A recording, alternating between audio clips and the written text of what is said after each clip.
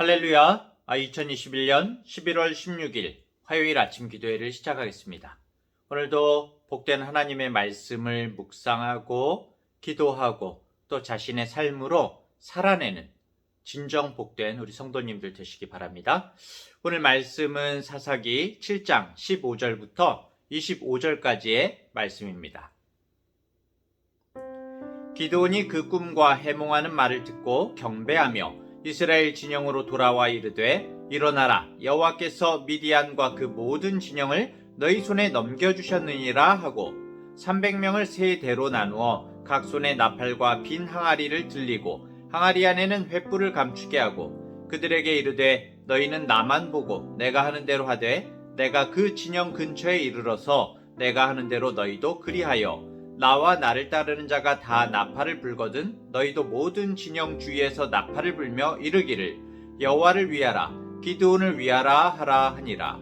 기드온과 그와 함께한 100명이 이경초에 진영 근처에 이른즉 바로 파수꾼들을 교대한 때라. 그들이 나팔을 불며 손에 가졌던 항아리를 부수니라.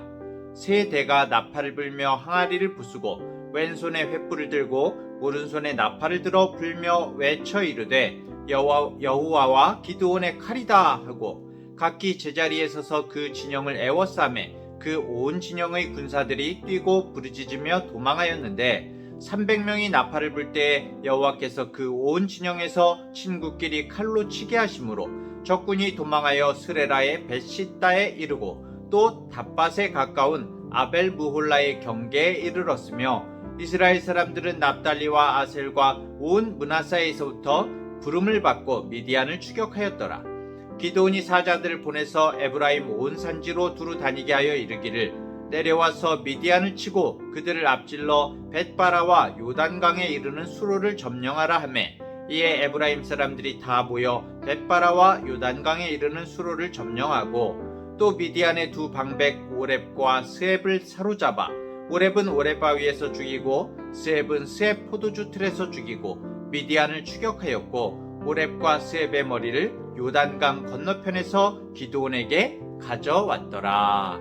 아멘. 오늘 말씀은 기드온이 마침내 미디안과 전투를 해서 승리하는 내용입니다.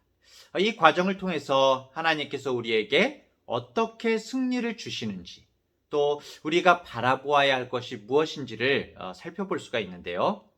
어제 말미에 어떤 내용이 있었습니까? 기드온이 적진에 들어가서 적의 병사가 꾼 꿈에 대해서 들었죠. 보리떡이 굴러들어와서 미디안 장막을 무너뜨린다는 그런 내용이었습니다. 이 꿈과 해몽을 들은 기드온은 이제 마음 안에 남아있던 불신과 또 두려움과 불안이 모두 해소되었죠. 이스라엘 군대의 진영으로 돌아온 기드온은 외쳤습니다. 일어나라! 여호와께서 미디안과 모든 진영을 우리의 손에 넘겨주셨다. 우리는 반드시 승리할 것이다. 이렇게 이제 용기 백배해서 외치게 되죠. 이제 기드온은 분명한 확신을 가지고 이 전쟁에 임하게 된 것입니다. 자, 사실 우리가 이 성경을 잘 읽다 보면은 사실 전쟁은 얼마 없어요. 하나님께서는 전쟁보다는 전쟁을 하기 전에 사람에 대해서 하나님을 철저하게 의존하게 하는 그 훈련을 시키는데 많은 시간을 할애하고 계시다는 것을 우리가 볼 수가 있습니다. 기드온뿐만이 아니라 사실은 모든 믿음의 사람에 대해서 그렇습니다. 하나님에게는 사실 전쟁을 하거나 그런 것이 무슨 의미가 있겠습니까? 그렇죠? 온 우주와 만물을 지으신 하나님에게 세상에 어려운 게 뭐가 있으시겠습니까? 그런데 유독 신경 쓰시는 것은 단 하나죠. 바로 사람입니다. 하나님의 형상으로 지으셨던 사람을 회복시키시고 또 하나님과의 믿음의 관계를 회복시키시는 데에 유독 하나님은 마음을 쓰시는 거죠. 하나님은 온 우주를 지으신 것보다 더 이 사람에 대해서 마음을 쓰십니다. 우리에게도 마찬가지죠. 우리의 삶에 일어나는 여러 가지 일들 자체는 사실 하나님과 무슨 관계가 있겠습니까? 다만 하나님께서는 나 자체에 대해서 여러분 자체에 대해서 관심이 있으신 거고, 우리에게 일어나는 모든 일들을 통해서 그 일들을 통해서 하나님의 형상을 회복하고 하나님과의 관계를 회복하는 데에 그 모든 일들이 과정이 되는 것이죠. 그렇기 때문에 우리는 우리의 목적이고, 무엇이 우리의 목적이고 또 무엇이 과정인지를 잘 알고 있어야 되는 것입니다. 자칫 과정에 우리가 매몰되어서 과정에만 집중하고 진짜 우리 인생에서 중요한 것이 무엇인지를 잃어버리고 있을 때가 많은 것이죠. 자, 하나님께서는 이런 과정들을 통해서 기드온을 만들어 가셨습니다. 그리고 오늘날 우리들을 만들어 가고 계시죠. 자, 다시 본문으로 돌아와서 이제 확신을 가진 이 기드온의 믿음은 그가 전투를 준비하는 방식에서 나타나고 있습니다. 기드온은 병사들에게 칼과 창을 들게 하지 않았습니다. 물론 이제 기본적으로 가지고 있었을 가능성이 많지요. 하지만 본문에서는 오히려 전투에 필요하지 않은 항아리와 횃불을 준비하게 했습니다.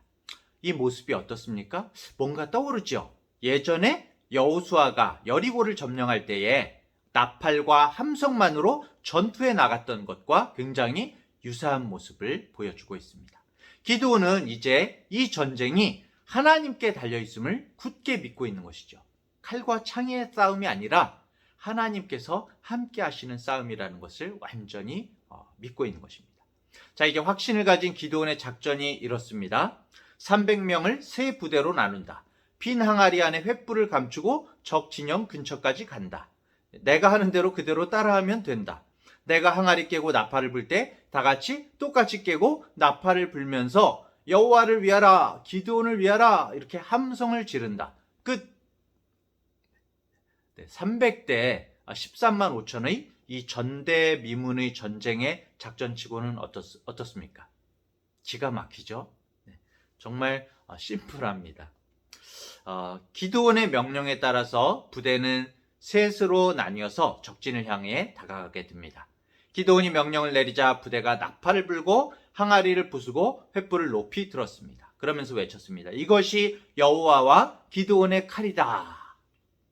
갑작스러운 이 불빛과 외침에 미디안 군대가 아수라장이 되었죠. 이게 사실은 게릴라전의 묘미인 게 큰 군사가 이제 움직이게 되면 어떻습니까? 적이 이미 상황 파악을 하고 대비를 하잖아요. 적이 움직이고 있습니다. 그래서 이제 언제쯤 도착할 것 같으니까 대비를 하고 있는데, 그런데 적들이 모르게, 소수이기는 하지만 적들이 모르게 잘 둘러싼 다음에 갑자기 왁! 하고 정말 깜짝 놀라게 자신들을 드러내는 것이죠. 정말 놀라 자빠질 것 같습니다. 미디안 군대는 이 정확한 사실을 파악하지 못한 채 정말 큰 혼란에 빠지게 됩니다. 그래서 결국 어둠 속에서 두려움에 사로잡혀서 서로가 서로를 공격하기 시작하고 공황 상태로 도망치기 시작합니다. 기드온은 달아나는 미디안을 쫓으면서 온 이스라엘에 사자를 보내게 되고 군대를 더욱 소집했고 미디안 군대를 추격하여서 물리치게 됩니다. 그러니까 성경이 사실은 짧게 이 저녁의 한순간만을 집중적으로 말하고 있지만 사실은 이 전쟁이 단시간에 일어난 몇 시간 만에 끝난 전쟁이 아니라는 것이죠. 달아나고 있는 미디안 군대를 쫓으면서 압박하면서 온 이스라엘에 사자를 보내고 또 군대를 추가적으로 모집을 하게 됩니다. 그랬을 때 끝까지 미디안 군대를 완전히 섬멸하는 그런 모습을 보게 되는 것이죠. 사랑하는 중앙대학교의 성도 여러분, 하나님께서는 우리에게 보여주고 싶으셨습니다. 우리에게 이 메시지를 꼭 들려주고 싶으셨습니다. 무기조차 들지 않은 300명의 군대로 평범하기 이를 데 없는 정말 보리떡 같은 기드온을 통해서 13만 5천 명이나 되는 대군을 자중질환에 빠지게 하고 크게 이기게 하셨습니다. 이것을 통해서 하나님께서는 이스라엘에게 그리고 우리에게 깨닫게 하십니다. 진정으로 중요한 것은 힘이나 능력이 아니라 오히려 힘과 능력이 넘쳐도 진짜 봐야 할 것을 보지 않는다면 그 힘으로 인해서 스스로 파괴되어서 무너지고 마는 이 모습을 보여주십니다. 미디안이 그랬죠. 아무리 굉장히 많은 숫자였지만은 이들은 볼 것을 보지 못했습니다. 진실로 너희가 보아야 할 것은 바로 나 하나님이다.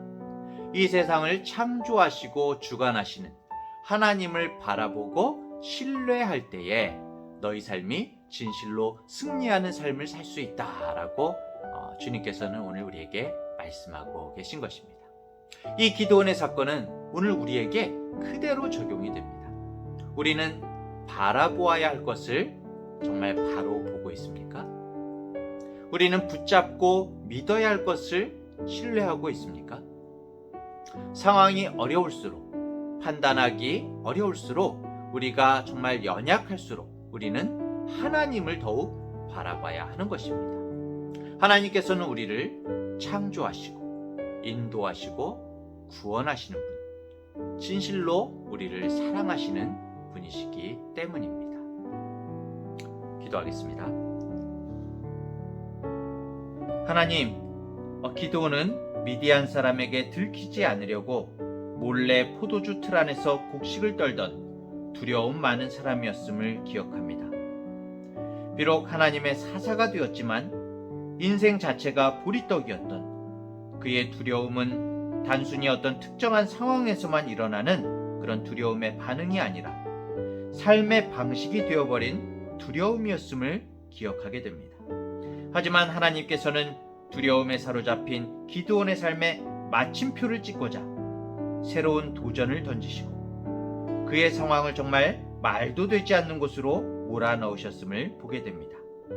그리고 세상의 모든 것은 하나님께 속한 것임을 이 기드온의 전쟁을 통해서 명명백백하게 드러나게 해주셨습니다.